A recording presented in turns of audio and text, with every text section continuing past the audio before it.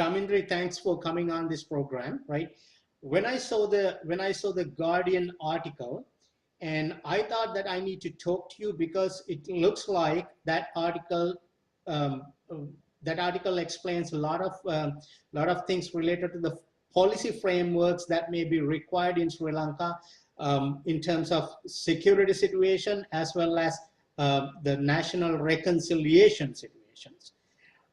So I will let you expound on these questions, and what I'm picking up a couple of sections from your article, right? And then let's go from there, okay? Because that will give some sort of like little bit better understanding to the people. So in this article, you are basically saying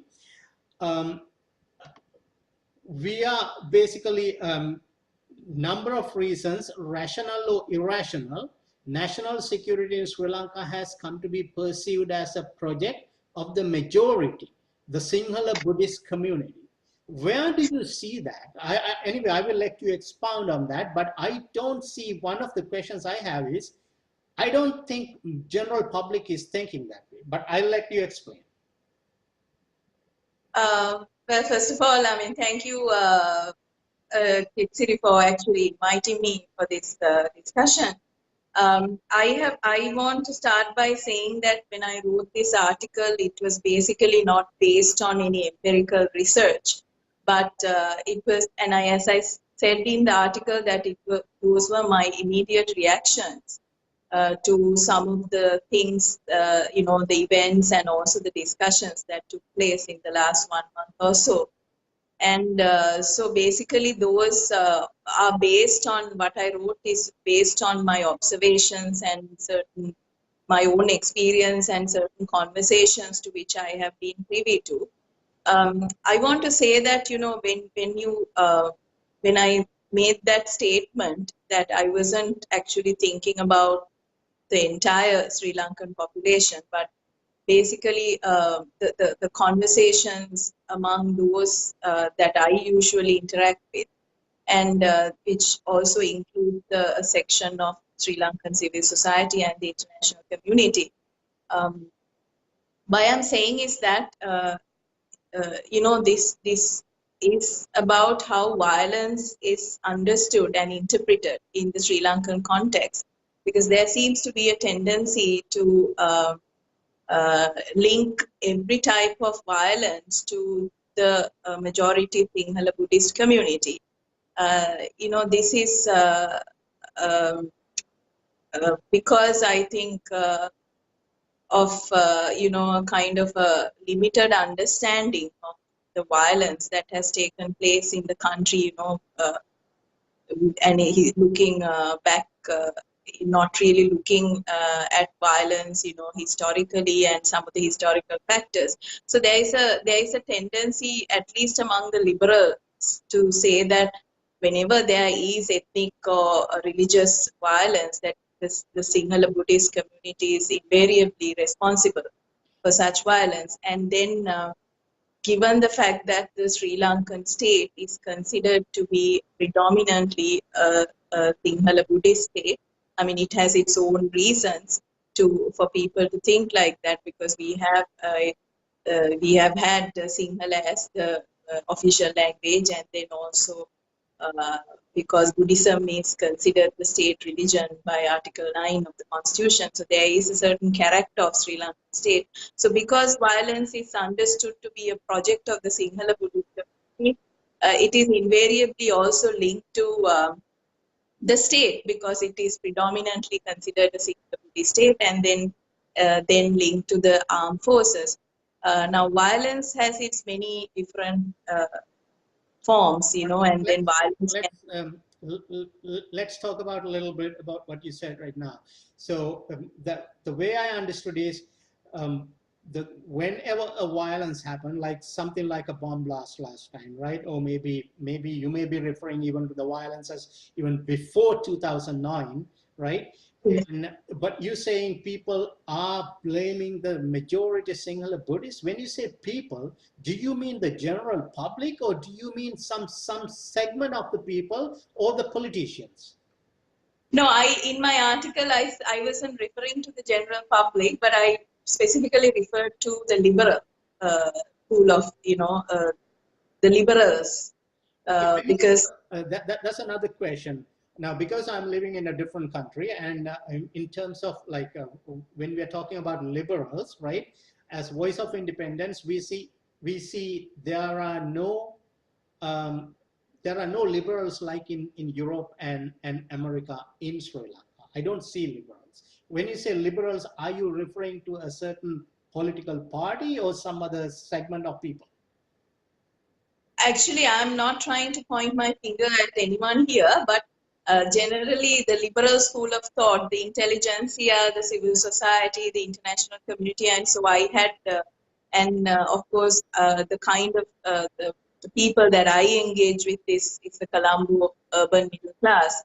So these are the conversations that took place. Or generally take place among them. So as I said, this is not based on any empirical research, comprehensive research, but my comments are based on my own observations. Okay. Yes. And then in order to, okay, one thing is like I'm not very clear like why people would blame single Buddhists. But another thing is, yes, we see right now like throughout the world, and even if you refer to the yesterday European election, you can see that the nationalism in many countries are taking their course right now, and they're coming back. And so blaming the nationals in those countries for everything that's happening around us, it may not be a solution. But do you think like Sri Lankan, these so-called liberals are actually blaming the Sinhala Buddhists? Well, it happens. I mean, I have seen several articles, interviews, tweets. There is seems to be not so directly, but insinuations made that even for the recent attacks, that there is some kind of responsibility, because it is the majority that has been discriminating the minority communities, and therefore this is the retaliation to that. And this is, I think, the kind of rhetoric that I keep hearing wherever I have been part of in the last 1 month or so. And now if you look at violence in Sri Lanka, we've had there was the armed the insurrection in the south in the 70s and the 1980s, and then we've had 3 decades of war, ethnic violence in the north. And so violence basically has been common to all communities.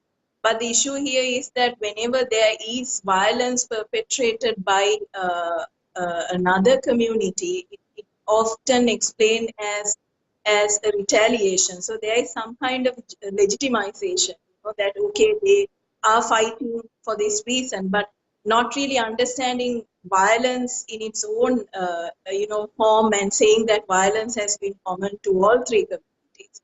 So what I'm trying to say is, if you look at the JVP insurrection in the 1970s and 80s, it was basically violence. They used violence as a means to achieve a certain political objective. But the violence was common to all communities. Violence perpetrated by those people who were rioting or rebelling against the state were common to all communities. If you look at a person, sorry to interject on this. So a person who will be listening to this discussion now might think, right, because we have been talking about this for a couple of minutes right now, they might think that you are basically trying to insinuate or blame these liberal communities for blaming the major ethnic group in Sri Lanka whenever a violence happens. But if I take the crux of your article, basically, that's not the meaning I got. What I got basically is you are trying to emphasize that nobody can have any national reconciliation by blaming each other or blaming the majority, right? Is that what you're trying to say here? Absolutely. I was just trying to explain to you that the reason for this blame game is because it depends on how violence is understood and interpreted and explained in Sri Lanka. But you are very right in saying that you cannot blame community and try to achieve national reconciliation, and that's the point that I'm trying to make, because the Sinhala Buddhist community also has been victims of violence at different phases of our history. And then as a majority community, that you cannot always say that they are responsible for everything, because this violence and events at its own turn, they take their own turns, and uh, there is a cause and effect of everything. So what I'm trying to say is that the Sinhala Buddhist community also has been subject to this victim perpetrator kind of narrative.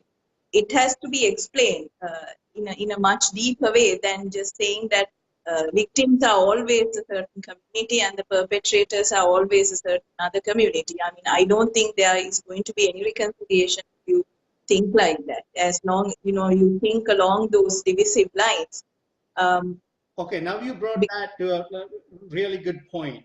And because I'm more interested in like, okay, finding the solutions, right? And what is the solution here, like that we can suggest as, because we are most of the time discussing like policy frameworks and what are the policies that are required and what things can be changed. So can you explain on your the question that I sent you, a section that I sent you, question number 4, I think, and you are mentioning this part. And one that I would like to emphasize is the symbolic representation of our security achievements linked to gigantic images of lion and singing of songs of Sinhala nationalistic flavor at ceremonies and other public forums. These are the forms of representation of military achievements within a Sinhala Buddhist majoritarian ideology have tended to alienate other communities from this accomplishment. I think that really struck me, and I really like you to explain that. Well, I mean, the point that I'm trying to emphasize in that article is that we are at a juncture in our history where we need to take national security as a project of all communities. If we are, because we cannot make it a project of the Sinhala majority community, and then in order to do that, you have to make the armed forces a part of all communities, and not just link either symbolically or in other means to a particular community. The armed force, they are initiating. Yeah, sorry, just on that point. So are you suggesting now the enrollment processes for the armies, the navies, and the other forces, right? The enrollment processes should be done based on a certain ratio of ethnicity? Well, I mean, I'm not an expert to suggest anything there. And as I said earlier, I have not really studied anything or even the composition of the armed forces in any detail. But what I see is that it is predominantly composed of Sinhalese community. And so, I mean, I get the feeling that there could not be a sense of belonging when there is only one community predominantly represented in the armed forces. And I'm saying that also because we've had in my work earlier, there had been requirements, there had been demands for Tamil speaking and even Tamil police officers deployed to certain parts in the north and east, simply because people relate to someone of your own kind better in terms of the ability to communicate and understand, your own cultural, and other factors. So I was aware that predominantly we've had armed forces, which includes the police force as well, that is representing mostly the majority community. I don't know why it has happened, whether it is deliberately or whether it's not. I'm unable to comment on that. But I feel that in going forward, it needs to be to take the army or the police, it has to be army or police of all communities.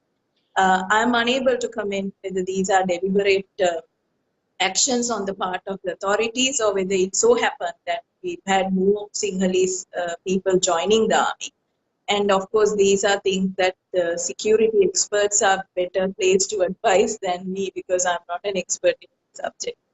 Okay, and then at the same time you're saying, right, that the right balance between national security and the reconciliation is the way to go, right? And you know, like whenever we talk about the national reconciliation, in every country, right? In every country, there are some people who come and talk just only about their ethnicity or their group that they represent, right? And but isn't it the responsibility of the leaders to basically mingle with all these communities, right? And find the right balance? Is it not up to politicians basically? Well, yes, but I mean, I don't really know the commitment or the leadership shown by the political leaders with regard to reconciliation. It has been very confusing to me in the last 4 years.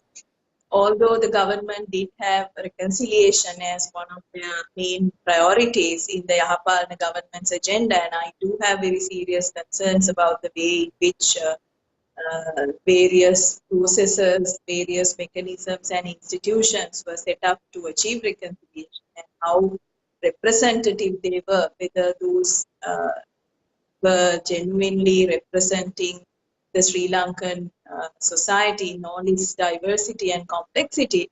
So what I'm trying to say is that reconciliation, it has to be, it is important, but at the same time, security is also important. And then the narrative or the discourses in the last 4 years have been a lot about, accountability, war crimes investigations, and so on, which kind of, I mean, I'm not saying that they are not important, but I'm just saying that it also led to kind of demoralizing the military and their achievements. Because if you look at, for example, countries like United States, the military achievements are celebrated, and then even the army personnel are actually being treated like, heroes. They get a hero's welcome. But here, in the last 4 years, it has been mostly about, it's not important kind of. There is a perception that has been created, and it was quite disturbing. So, I mean, I think nobody anticipated these terror attacks. No one expected Sri Lanka to be a target of the ISS, because we were considered too small. But now it has come to light that this Islamic extremism is also have come to affect our country. And in going forward, national security will be a very important factor, and armed forces will have to play a very crucial role. And so therefore, I mean, how do you place, their role in the context of this entire the national reconciliation agenda? And those are the things that I had in mind. Regarding that, I have just two questions to you. When you are saying that the United States is actually, yes, they are treating their soldiers, they are treating their armies very well and celebrating every achievement they have. But here's the, don't you see a differentiation between the two, what happened in Sri Lanka and the United States? For example, say if there was a civil war in the United States, and during the civil war, if the armies killed their own citizens, they do not celebrate it. And don't you think that what we had was a civil war basically? Well, I mean, I'm not actually going to say that army has killed any civilians without knowing the facts, and I don't want to make any statements which are extremely contentious at this moment. But what I'm saying is that the army also fought a guerrilla group, and the combat strategy is very different. They are not a formal army. The LTT was very much part of the society, and then they had a very difficult task in alienating who is a terrorist and who is not. And I think at that time, the paramount consideration was establishing security.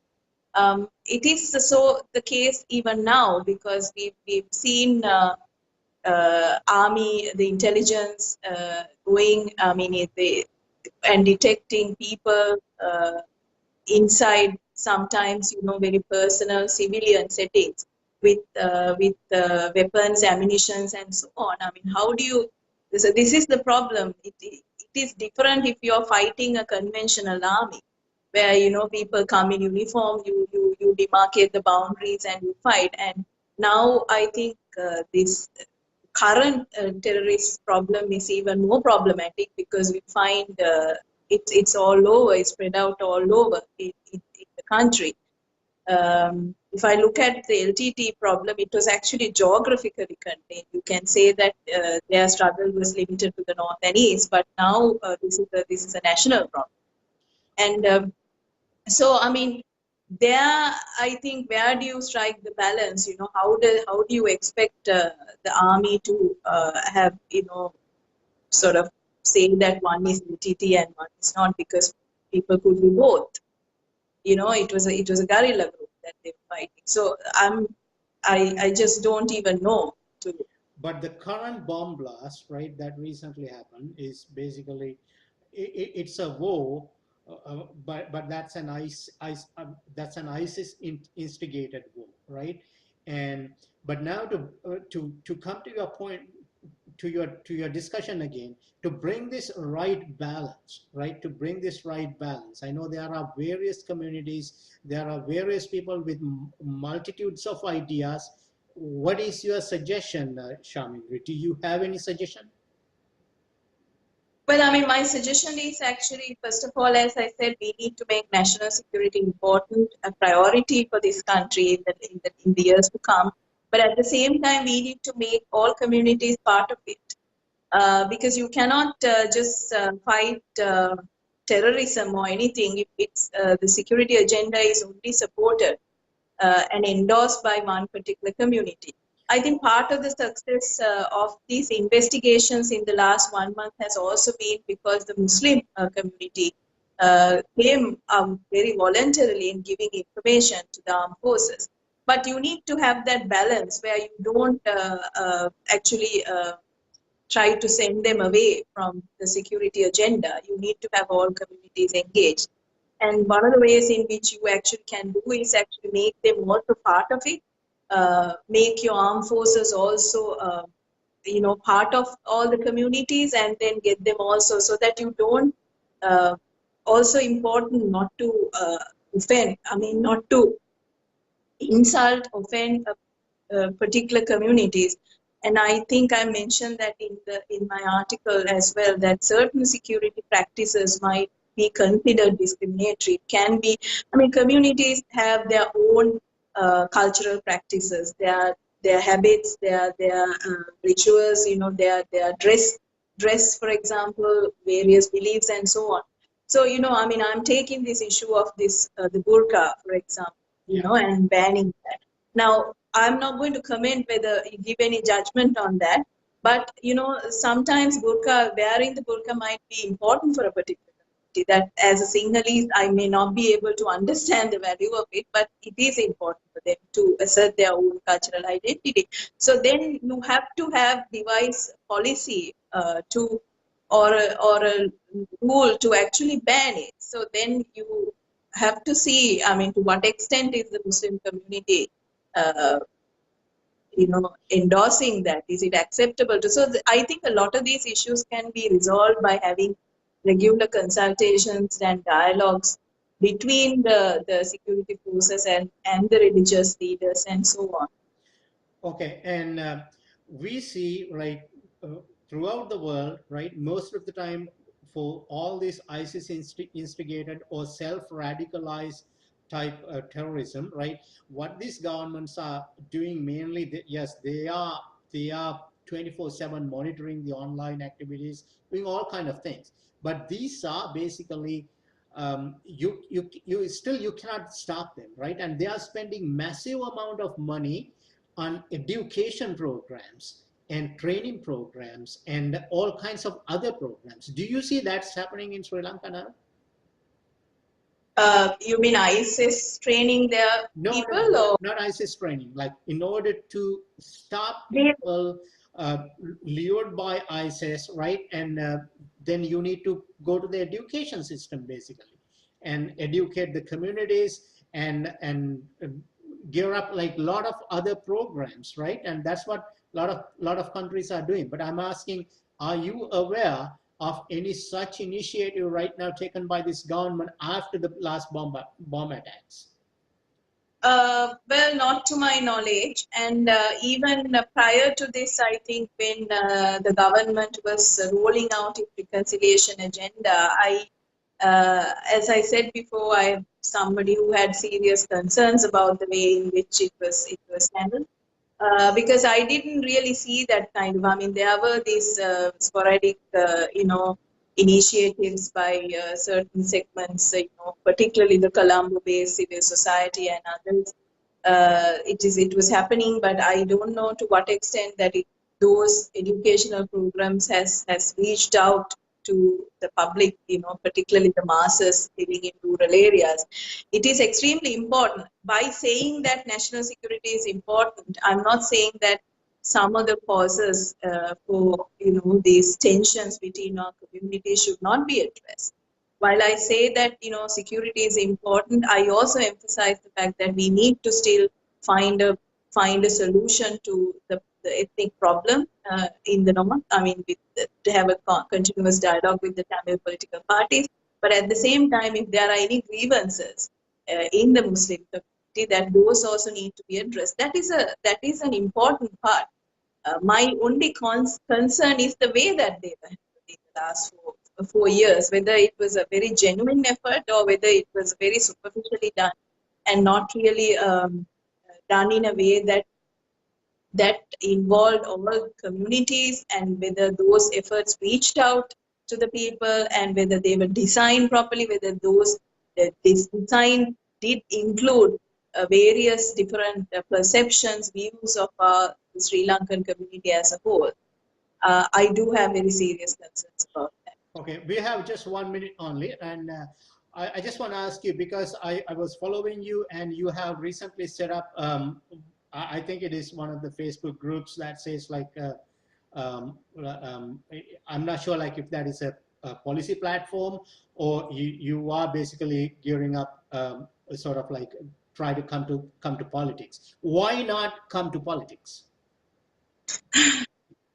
Let's see. I mean, that's a personal question, and I think no. The reason I ask is here's the thing. It's unfathomable for me to see, right, living in these countries, right, when educated guys jump into politics, these people in these countries, they appreciate it, right? And unfortunately, we don't see that in Sri Lanka, right? And so now we can clearly see I don't see like there are enough educated and intelligent people in Sri Lanka politics. No matter what we discuss, no matter what brilliant idea we have, if they cannot be implemented, right, they're useless. So my question is, right now there's a big tendency of a lot of people to jump into politics. So why not? I mean, I'm not going to answer this for my own, about myself, but I have been actually telling, there are two things. I have been also trying to encourage more educated people to come forward and get engaged in, public issues. Doing politics is not only about getting into electoral politics, but getting, involved in public discussions, the public space, and expressing themselves, because a lot of the educated people seem to be living only in their private spaces, because they are comfortable, their lives are comfortable, and not really actually seeing their civic responsibility. That's one of the problems in Sri Lanka, because politics is considered dirty. It's considered very, very dirty and difficult. I mean, there are reasons for that. I mean, when you look at the type of people and also involved in politics, a kind of violence that is associated with it, I can understand why people who are comfortable in their own lives and are not really interested in getting into electoral politics. But I've been also encouraging more and more people to write, to talk about issues. There is the social media now; it has democratized freedom of expression to a great extent. But also on the other hand, there needs to be a public demand for educated people to come into politics. And if those two things happen, yes, we will see more educated, more skilled people in different fields. Not just, I'm not saying that only education is enough, but you need to have people with very diverse skills, specialized in various areas to get involved in political work. Okay, thank you very much, Chamindry. I wish we had more time, but I know you got to go. And I really appreciate this discussion. And I wish you all the best. And I really appreciate the work you're doing. And thank you very much for coming on. Thank you very much for having me. Thank you. Thank you.